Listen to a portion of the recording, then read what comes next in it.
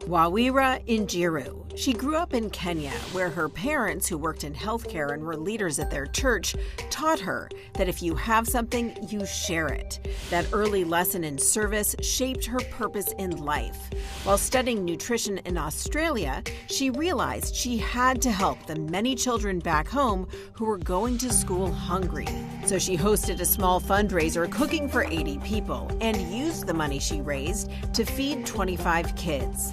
That simple idea became Food for Education, a movement that now provides more than 600,000 school meals a day across Kenya, serving more than 100 million meals since launching. A 2025 CNBC Changemaker, Wawira Injiru is in the Changemakers and Power Players spotlight.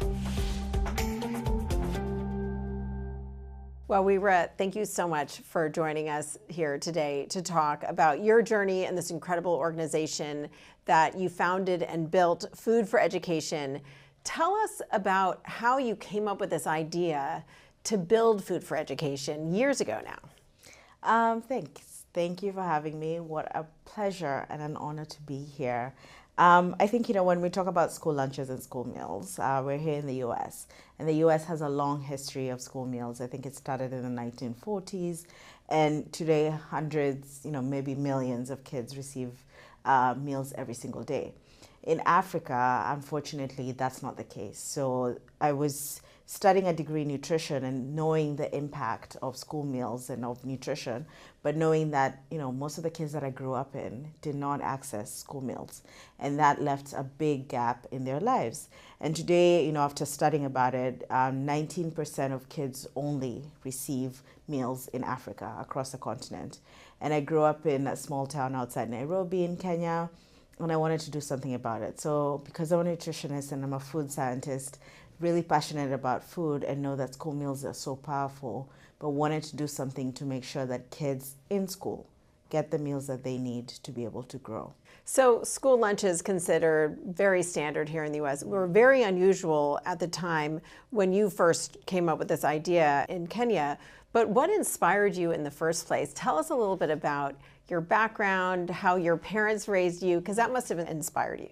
Yeah, so my parents were church workers and healthcare workers. So they were church leaders and healthcare workers. And so I grew up with a big inclination towards service, because it was very clear in my whole upbringing that if you have something, you help other people. And even if we didn't have much, everything that we had belonged to us and everyone else in the community.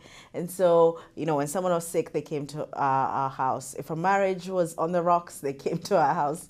If they needed food, they came to our house. So I knew that, my life and my family's life was very inclined towards service.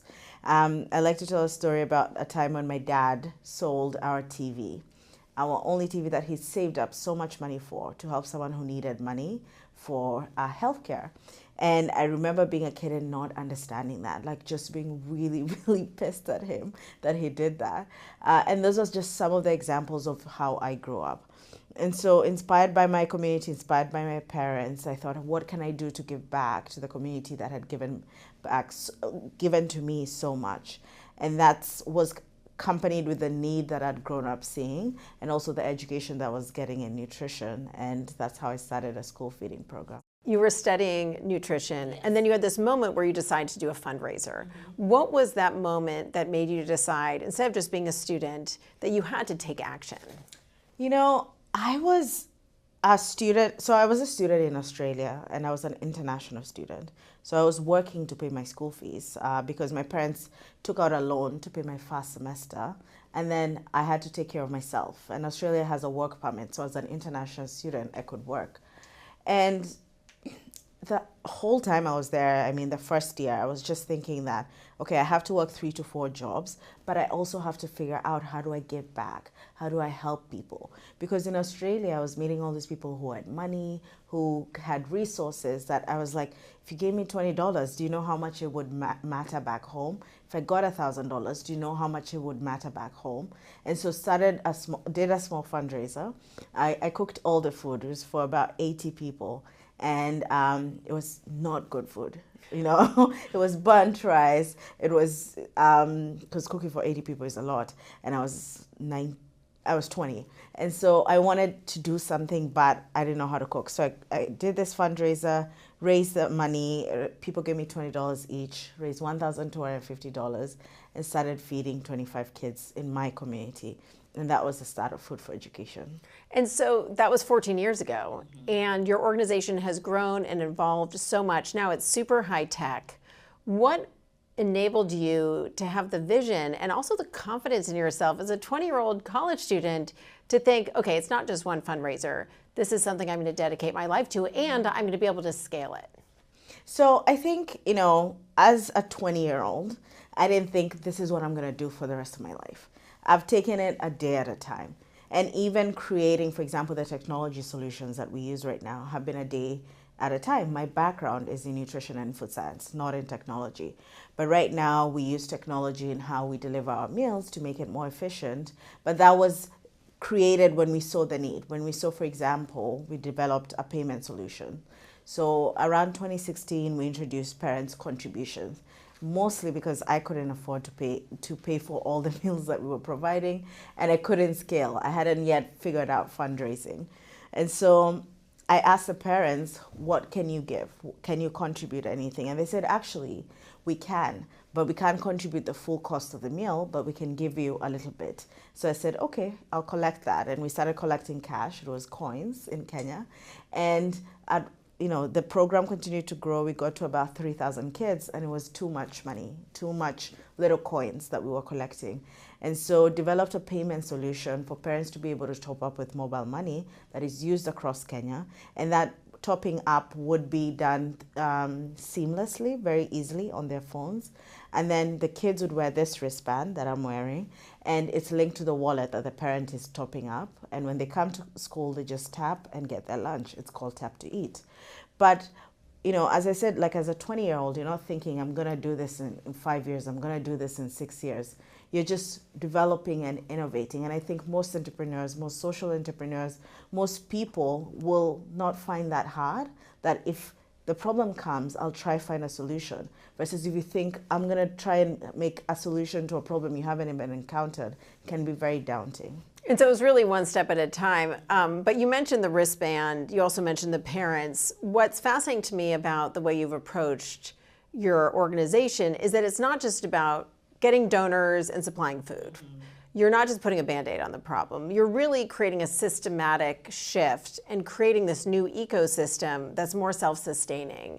Explain to me the way you think about really shifting the mindset and the way this whole system works rather than just having parents pay. You're really getting parents involved. Yes. Hunger is an economic problem. It costs $3 trillion, the world, $3 trillion we lose every single year because of hunger. And Africa loses 16.5% of its GDP because of hunger. And so, as you said, when I was creating, and when we've created Food for Education, we've created it as a solution towards solving multiple problems at once. And so school feeding, we call it a school feeding economy that we've created. So the parents are involved, where they're contributing the subsidized amount. So parents contribute a subsidized amount, use the technology Tap to Eat, like I've explained, and then governments match and contribute to subsidize the parents, and then philanthropy covers any other cost that is not covered by either parents or government. And it's blended finance in the sense that you have public participation, you have parents, and then you have philanthropy. And it's a way to make sure that everyone is involved. The anchor of this financing system is the child. Everyone is participating to make sure that the child is able to eat. And by bringing in smart ways where the government can contribute, parents can contribute, and philanthropy can cover the gaps, we're really able to shift how school feeding happens. But in the school feeding economy, it's not just the kids who are benefiting or the parents who are benefiting. It's the entire community. So you find local smallholder farmers who are growing the food, they're growing the ingredients. Today we source over 100 tons of ingredients across the country. And this is from people with like a quarter acre who are growing, or 1 acre of tomatoes, onions, who are growing this and distributing it to our aggregators. Then our aggregators will bring to us, and we'll cook the food and deliver it to the children. And so it means that it's an ecosystem of economic benefit, not just for the children and the parents who have a subsidized amount for lunch. It's for everyone who's participating in this, from our suppliers to the children. I like to tell a story of Mary, one of our suppliers. She started supplying to us on a motorbike. And, it was really, really, like, we've grown with her since 2012. And now she supplies with 65 trucks of ingredients, because that's how much her business has grown and that's how much we've grown. So empowering people like Mary is the bedrock of what Food for Education is about. It's really all about the local communities, and it's designed to help the local communities while also supporting the kids. How do you think that your design of Food for Education is based on the fact that you are from these communities? You're not helicoptering in from somewhere else and saying, oh, I know how to fix this. You are understanding this community maybe in a different way. It's the bedrock. It's so critical that I'm from the community that I'm serving, right? It means that I know how to lever, and our entire team knows how to leverage different things within the community to make sure that every single day meals are delivered. If a truck breaks down, I'll give an example, you know who to call, you know what to do. If, something is happening that needs to be sorted, you know how the community works, you know what levers to pull. And that is so, so critical to be from that community. And even across our operations, because we're in about 14 counties right now within Kenya. So Kenya has about 47 counties. In those operations, we hire locally. Majority of the staff who work with us are parents of the kids that we serve. So I'm from the community that I serve, and all these other parents are also from the communities that they serve. So when they're cooking the meals, when they're distributing the meals, they're serving their own communities. And there's so much pride that comes from that. When they wear a t-shirt and they go out in their community, they're treated like heroes, because they know, the people there know that these are the people who bring us food every single day. And I think that local ownership, that being from a place and serving a place, is really, really critical. I always say, if I was, for example, to come here and try and feed kids in America, I'd have to figure out so much, because I don't know what kids like to eat. I don't know, the regulations and the rules and everything. But being from Kenya, being from the continent, gives me an upper hand in really serving the people really well. Well, you've talked about this idea of operationalizing dignity. What does that mean, and why did this become so important to you? First of all, when you give someone food, the first thing and the first motivation that I have is to give them dignity, because I think hunger is above everything, the health impact, the education impact, it's indignifying, especially for a child, to be able to want to eat and need to eat, and you can't access it. And so when we look at our entire ecosystem, like we've shared, what operationalizing dignity means to us is that the care that we put into how we cook our meals, how we distribute our meals, the feedback that we incorporate in our programs. We're very iterative, we are constantly asking for feedback. We're constantly taking NPS scores, Net Promoter Scores, from our teachers, from our parents, from our kids, to make sure that we're serving these kids in the most, respectful and dignifying way that we can.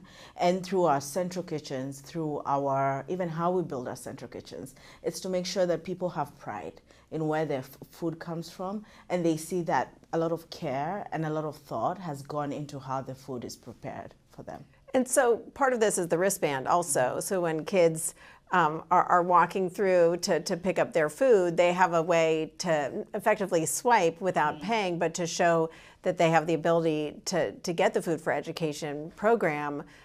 That's just one way you're using technology. How are you conceptualizing Food for Education as a way to use technology to better serve your customers, or your what's the word for customers? Yeah, it's actually customers. It's your customers. Yes. Yeah. Because our kids, our parents, we treat them like our customers. They are our customers. They're not beneficiaries because they do contribute a subsidized amount and they do have ownership, right? We wouldn't be here without them. And so that's why their feedback matters and how we serve them really matters. And technology, you know, gives us so much data also.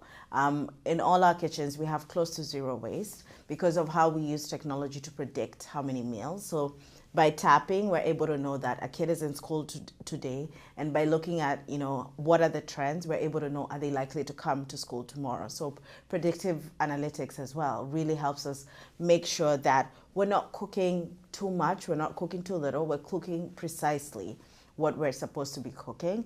And that is a huge thing. You know, in the food industry, food wastage is such a big thing. But for us, close to zero waste is really, really critical because we don't want to just provide food. We want to provide food and we want it to be eaten and we want it to be loved. And does that data about who's coming to school, what they're eating, does that help you, whether it's with the school districts or with the governments that you're looking for subsidies for, or with philanthropists who are trying to figure out what causes to back? Exactly. It really helps us because when we're, for example, working with government, so government reimburses us for every meal that is served. So with this data, we're able to know we served 1,000 meals, you know, on this day, or we served 600,000 meals in total. And so that data really helps us be able to even predict and to even understand. So we can tell if a child is not tapping, does it mean that there's something happening at home? Can we reach out to the parent? Can we understand what's happening? So also, you know, we have a customer care department that is making about 1,000 calls a day, reaching out to parents and asking them, are you okay? Do you need help? And that's really, really critical to have that relationship and have that data, because you can't do that. Otherwise, you know, you have no information. So it seems like it's not just about the food. The food represents a lot more. So it's sort of a bridge to a lot more. Mm-hmm. What are you seeing the long-term implications of growing food for education? What do you think you'll be able to accomplish in these regions where you're operating beyond just feeding kids individually? Is it about getting kids to come to school more? Is it about forging those relationships with the parents? So I'd sum it up as it's about potential. It's about unlocking the potential of children, of an entire ecosystem. And, you know, when we start feeding immediately, enrollment goes up by about 30%. So kids will come to a school that has school meals because who wouldn't? Like if there's food in the school, of course you're going to come to school. And then attendance, kids are attending school more regularly, and then their performance goes up as a result. And those are just some of the education outcomes. And the nutrition outcomes is they're healthier, they're falling sick less often. But we see that the effect, and why I call it about unlocking potential, it's you're unlocking the potential of the kid, but you're also unlocking the potential of the community, from the farmers who are then able to supply to that, from the people who get jobs in the kitchens. All these people are being dignified because of the existence of a school feeding program. It's very, very exciting. But what's happening right now with government funding? There's been a lot of attention on the fact that USAID has pulled back, and that must have an impact in Kenya and other places across the continent. So what are you seeing in terms of U.S. donations, both individually and from the government? So, you know, USAID funding was, you know, a bulk of a lot of the healthcare funding for African countries. And I think, depending on the country, varying country to country, and I think one of the things that countries have had to think about is how do we raise this money domestically? How do we still continue to fund programs domestically? Because if people need food, they're not going to wait. They're not going to have an alternative. We need to figure out what happens. And at Food for Education, that's why that blended capital is really, really important, where government is contributing for the school meals. Parents who have ownership, it's their children, are contributing for the meals, and then philanthropy is covering the gap. And so we've seen, you know, U.S. individuals rise up and want to meet the moment, which is super exciting. But we're also seeing our governments and our parents stepping up and saying, actually, this is our people. We're going to take care of them. And we really want to see that across the continent, and we're hoping to see that across the continent. We just had an exciting new fund announced by the African Development Bank for school feeding called the End School Age Hunger Fund. And this is $100 million that is being committed by philanthropy and the African Development Bank to help governments implement school feeding programs better. And so that kind of capital that is catalytic, that is moving governments forward, is the kind of capital that we need to make sure that we don't have the dependency, that if something shuts down, everything falls apart. We make sure that we have our own systems that are able to deliver really well. You sound very optimistic, even in the face of losing USAID funding, seeing this as an opportunity to create more sustainable funding. But how do you stay optimistic when there's so many headwinds and there's so many children who you still need to feed? And you're growing very quickly, but you have a massive talent ahead of you. So it's true. We have a massive challenge because Africa has about 400 million children. And I want to make sure that all of them have meals in school and they're able to unlock their potential. And what keeps me going and what keeps me optimistic is that every single child that we serve and that we reach, they're going to impact so many people in their communities. And I'll give an example of Jackson, who's one of the kids who we started working with in 2012 when I started. He was one of the first 25 kids. He finished primary school, he went to high school, and went to college, and now works at Food for Education and supports his family. And he's cooking meals for kids like him. And that's the thing that keeps me going, is the kids and the families that we serve, because if they haven't given up yet, I'm not about to. So that's what makes me feel like there is still hope. The fact that I can go back to my communities and look at them in the eye and say, I got you, because they have me as well. You've been working pretty much nonstop for the past 14 years since you were 20 years old. How have you evolved as a leader? And who are your role models? I've evolved a lot because, when you start something when you're 21 years old, you don't know much. And you just know that, you have an ambition and you also want to do good in the world, right? And I've become, learning confidence is one of the things that I learned, and learning how to communicate your vision with other people. Also learning how to manage a team and grow a team. You have a team of close to 5,000 people. We started with one person. And that has been something, that I've learned with time, with trial and error. I didn't have the previous experience to do it. And the people I look up to, I watch a lot of business podcasts, I read a lot of books, and it really helps me sort of learn, okay, I'm right about this, or I could have done this differently, or I should think about this in this way. And that always helps me orient myself. So for example, I'll read a lot of HBS, Harvard Business School case studies, and understand, different things on leadership. And that really helps me become better and learn, because you only know you don't know what you don't know, and you might as well just learn it. You said you learned confidence, and a lot of female leaders talk about how they've suffered from imposter syndrome, or they had to figure out how to get over that. Did you ever suffer from imposter syndrome, or how did you learn that confidence? That's something a lot of people should have to learn. All the time, I suffer. You go into a meeting and you're like, should I be here? Is it right for me? You were invited, but you're questioning, right? Even being here, a CNBC changemaker, right? What an honor. And I think that the thing for me is I rely a lot on data points. So I always tell myself, like, look, you start with 25 kids, you have 600,000 kids. That's something, right? And so looking at your accomplishments and looking at yourself and saying, actually, I have done this and I have done that. And, for someone watching this, they may say, oh, I haven't done 600,000 kids, right? So I should feel imposter syndrome. But I think honoring and kind of respecting yourself as an individual and that your inherent worth is really, really important. And going into meetings or rooms and knowing that I have value, that inherent value is really, really important. And I think a lot of women, especially for me, have had to learn that, I'm here, I've done X, Y, Z, but also I'm not just that. I have my inherent value and I should bring that to the table. What do you think your leadership superpower is? I think prediction. Yeah. What do you predict? I think I like, because I love to go on data, like I try and predict where something is going to go and what's going to happen, how certain things are going to shape up.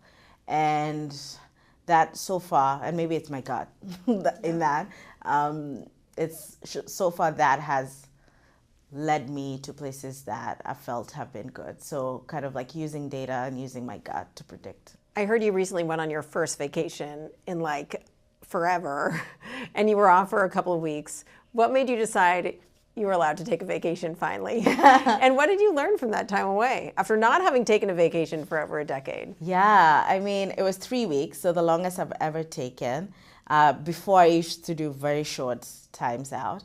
I think one thing that really enabled me to do that is my team. So I was really able to feel disconnected from everything, but also not feeling like everything is going to go and, burn down. So really grateful that my team gave me that ability to be able to take time out. I traveled, went to see whales in South Africa, which is really nice. Whale watching is so peaceful.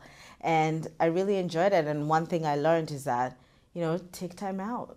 I should have done it earlier, but my team enabled me to do it. So I'm grateful. So here you are, you have very ambitious goals. You want to feed every child in Africa, and you've grown very quickly, but you have a long ways to go. What do you do to stay focused and grounded and make sure you can push forward with your mission without burning out? My favorite thing that keeps me grounded, keeps me focused, is going into our schools. Whenever I go into our schools, we serve about 1,500 schools now. Whenever I go in, whether I'm, sitting on a corner watching the lunch line, it makes me feel that, I could do this every day. I could do this for no pay. I would do this any day for the rest of my life. So that's what keeps me grounded, keeps me focused, and keeps me thinking this is possible. It sounds like that re-energizes you. It does. Do you have any other life hacks? We were talking about the jet lag thing. Yes. So you know Wendy Kopp? Yes. Founder of Teach for America and now running Teach for All. And she was telling us that her life hack is to not eat on airplanes, and then when she lands, she goes on a run. What is your jet lag hack? My jet lag hack, I just had to do it because I was in California last week, is drink a lot of water, drink coffee when you want to sleep, and eat fruit. Don't fall for the chocolate, the extra carbs, all that. Just eat a lot of fruit for your sugar, drink coffee, and keep hydrated. And drink coffee when you don't want to sleep. Yes. Not all the time, just when you don't want to sleep, yeah, I drink a lot of coffee, although I do really like my chocolate. So, and then you were starting to think about other life hacks. Do you have a community or advisors or mentors who help you when you're in a crunch or in a pickle? Yes, so the closest people to me are my family, which, I call up every time, I need to talk through something, and they're very present, and my partner and everyone is just very, very close, and my team as well. So I have a team that really helps me also deal with problems. But if I have a really stressful situation, I go on a long walk. It just helps clear the mind. Listen to a podcast, go on a long walk, cry if you need to, but something about exercise just clears, and being in nature really clears your mind. Go on a long walk and cry if you need to. Yeah. Very good advice. And now you have a new podcast to listen to. And I have a new podcast. Yes. Mawira, thank you so much for joining us here and stopping on your international journey to talk to us for change makers and power players. Really appreciate it. Thank you for having me.